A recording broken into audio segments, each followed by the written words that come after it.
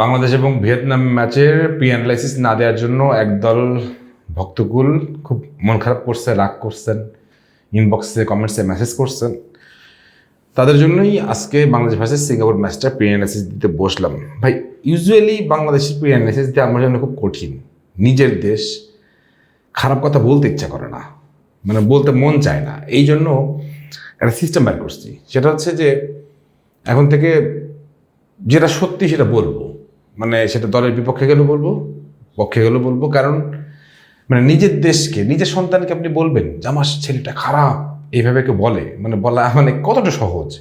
So আমাদের দেশের যা আছে তাই নিয়ে আমরা, সো ভালো যেটা সেটাও বলবো, খারাপ যেটা সেটা বলবো। চলেন আর ঝড়ঝাপটা না বাদাই, গ্যাঞ্জাম না বাদাই, শুরু করে দিই। প্রথমে যেটা বলবো সেটা হচ্ছে যে বাংলাদেশ তাদের ট্রানজিশন, নতুন যে বাংলাদেশকে দেখছিলাম আমরা সিঙ্গাপুর ম্যাচ দিয়ে, এইটা আরও বেশি প্রমাণিত হয়ে গেছিল। ভারতের পরে তো সিঙ্গাপুর ম্যাচটা ছিল, এবং ওই ম্যাচটাতে আমার কাছে মনে আছে যে it was very close game, in our home match. যদিও আমরা অ্যাওয়েতে খেলতে যাচ্ছি, কিন্তু বিষয়টা হচ্ছে যে বাংলাদেশের সামনে সিঙ্গাপুরে এখন কতটা কী করতে পারবে। দেখেন, বাংলাদেশের র্যাঙ্কিং হচ্ছে 180 এবং সিঙ্গাপুর 143। র্যাঙ্কিংয়েও খুব বেশি ব্যবধান না, এবং সিঙ্গাপুর এমন আহামরি কোনো দলও না, আহামরি বলতেছি ইন টার্মস অফ এশিয়ার আরও বড় বড় দলগুলোর তুলনায়।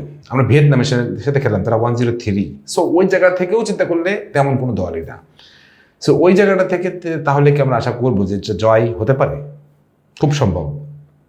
বাংলাদেশের কি শক্তি, সিঙ্গাপুরের কি শক্তি, বাংলাদেশ কীভাবে খেলবে, সিঙ্গাপুর কীভাবে খেলবে, সেগুলো একটা আলাপ করবো। বাংলাদেশের শক্তিমাত্র জায়গা যদি বলেন একটাই, সেটা হচ্ছে ভাই হামজা চৌধুরী আসলে মোরাল বুস্ট আপ থাকে, পুরো দলটা চেঞ্জ থাকে, পুরো দলটা একটা ফাইটিং স্পিরিট বিল্ড আপ হয়, ওইটাই। কিন্তু ওই যে হাবিয়ার কাবরেরার যে ভুলভাল ট্যাকটিক্স, ভুলভাল ফরমেশন, ভুলভাল মানে ট্রানজিশন পিরিয়ড পার করানো, তারপরে যে কোনো সময় আন্দাজে একটা মানে যাকে তাকে নামাই দেওয়া, এই সব জিনিসের জন্য ভাই এটা একদম মানে মাথা নষ্ট থাকে, কিছু বললে আর আরাম পায় না। সো ওই জন্য বলতেছি যে আমি ট্রুলি বলতেছি, আমি হাবিয়ার কাবরেরার উপর ভরসা করে এই ম্যাচটার কথা বলতে পারবো না। বাট যদি ওভারঅল যদি সব ঠিকঠাক থাকে, আমাদের পছন্দের মতো খেলাগুলো যদি নামে, তাহলে আমার কাছে মনে হয় এই ম্যাচটা হংকংয়ের মতন 1-1 ড্র হতে পারে। হংকংয়ের মানে অ্যাওয়েতে গিয়ে আমরা যে ম্যাচটা খেলে আসছি, 1-1 ড্র হতে পারে, খুব খুব সম্ভাবনা আছে। জিতবে কিনা আই ডোন্ট মানে কি বলে মানে মানে এটা একটু বেশি বাড়াবাড়ি হয়ে যাচ্ছে এই মুহূর্তে বলাটা, জিতবে কিনা। বাট আমার কাছে মনে হয় যে draw is good enough, fair enough. Well, ছিটকে পড়ছি তো রেস থেকে, সো ওইটা নিয়ে কথা বলবো না যে জিততেই হবে। বাট জিততে পারলে খুব ভালো হতো, এশিয়ান টিমগুলোর সামনে আমাদের একটা নতুন রূপ উন্মোচন হইতো, সেটাও দরকার ছিল। আর সিঙ্গাপুর যেটা দেখেন, সিঙ্গাপুর এরিয়ালে খুব ভালো, ডুয়েলে খুব ভালো, ফিজিক্যালি খুব ভালো, লং বল থ্রু করবে, ওরা উইং অ্যাটাক করবে, তারপরে হচ্ছে কাউন্টার অ্যাটাক দিবে। সিঙ্গাপুরের সাথে ফিজিক্যাল চ্যালেঞ্জ আমরা কতটুকু পারবো, এই ব্যাপারগুলো সিঙ্গাপুরের শক্তি। আর যদি সিঙ্গাপুরকে ধরতে হয়, তাহলে আমি বলবো মিডফিল্ডে জায়গা দেওয়া যাবে না, একদমই স্পেস দেওয়া যাবে না মিডফিল্ডে, সিঙ্গাপুরকে কোনোভাবেই স্পেস দেওয়া যাবে না। এবং হামজা চৌধুরীকে বিশেষ করে একটা স্পেশাল রোল নিতে হবে, যে মানে তাদের মিডফিল্ডটিকে ভেঙে ফেলতে পারবে একমাত্র হামজা চৌধুরী, কারণ সে একমাত্র পারে, তাছাড়া কেউ পারবে না। তার সাথে I personally trust on Shakil Ahad Tapu, doing very good. Shakil Ahad Tapu আমার কাছে মনে হয় যে হামজার সাথে ভালো ডুও হতে পারে। তারিক কাজী ইদানিং প্রচুর ভুলভাল খেলতেছে ভাই, প্রচুর ভুলভাল, এত ভুল পাস দেয়, এত ভুলভাল খেলে। তারিক কাজীর জন্য আমরা এর আগে মানে হংকং ম্যাচে গোলও খেয়ে আসছি। সো এই জন্য বলতেছি যে আমি তারিক কাজীকে ট্রাস্ট করতেছি না, বরং তারিক কাজীকে আমি রিপ্লেস করার পক্ষে। এই কথা শুনে অনেকে রাগ করতে পারেন, বাট আমি বলতেছি আমি রিপ্লেস করার পক্ষে, কারণ আমার কাছে মনে হয় তারিক কাজী একদম ভুলভাল হয়ে গেছে ইদানিং। ওয়েল, তো এই ডিফেন্স শেপটা যদি ঠিক করা যায়, ওকে। আর প্রথম 20 মিনিট এটা হচ্ছে আপনার খেলার মোড় ঘুরাই দিবে। বাংলাদেশ যদি প্রথম 20 মিনিটে যদি একটা খুব শর্ট পিচ থেকে একটা গোল নিতে পারে, বা একটা ভালো কাউন্টার অ্যাটাক দিতে পারে, যদি গোল হয়, তাহলে আমার কাছে মনে হয় সিঙ্গাপুর চাপে পড়ে যাবে, এবং চাপে পড়ে গেলে বাংলাদেশের খেলাটা ইজি হবে। সো প্রথম 20 মিনিট খুব টাফ হওয়া উচিত, এবং বাংলাদেশ এই সুযোগটা নিবে আমার মনে হয়। ওই যে বললাম, সব কিছু নির্ভর করতেছে কোচ হাবিয়ার কাবরেরার উপরে। হাবিয়ার কাবরেরা আসলে কি চাইতেছেন, যে কোনভাবে খেলাবেন।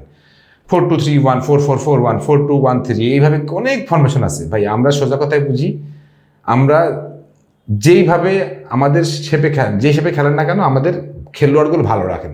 জায়ানকে খেলান, ফাহমিদুলকে খেলান, মোরসালিনকে খেলান, হামজাকে খেলান, জামালকে খেলান, সামিদকে খেলান, হ্যাঁ, জেতার জন্য নামান। আর আপনি যে নামাই দেবেন সোহেল রানা, বডি সোহেল, ওই সোহেলের ভাই আমার দরকার নাই। আপনি যে নামাই দেবেন সাদউদ্দিন, আমার দরকার নাই। আপনি একদম পিওর জেম করে নামান। আর আমাদের তো তৈরি হইতেছে রোনান সুলিভান, টেকলাল সুলিভান, ইব্রাহিম নওয়াজ, তারপরে ট্রেভর, জায়ান হাকিম, এরা তো আসতেছে, এরা তো তৈরি হচ্ছে। সো আমাদেরও সামনে দিন আসবে। And this is probably the last match আমরা মানে ইন্টারন্যাশনাল আমাদের পাবো, আর এরপর আর কবে পাবো জানি না। সো এই লাস্ট ম্যাচ হিসেবে যদি এটুকু বলতে চাই, এই হামজা চৌধুরীকে, হামজা ভাই একটা জয় দেন। ইন্ডিয়ার সাথে জিতছি, কিন্তু অ্যাওয়েতে একটা জয় আমাদের খুব দরকার। বিশ্বমঞ্চে আমাদের দেখানোর দরকার, দেখানো অনেক বাকি আছে যে আমরা জিততে জানি। এই বাংলাদেশ আগের বাংলাদেশ নেই, এই বাংলাদেশ হামজার বাংলাদেশ, এই বাংলাদেশ আমাদের বাংলাদেশ। আমরা জিততে জানি, আমরা বড় হতে জানি। আমরা জিতবো, আমরা বড় হব। হামজা ভাই, আপনার কাছে এটুকুই চাই।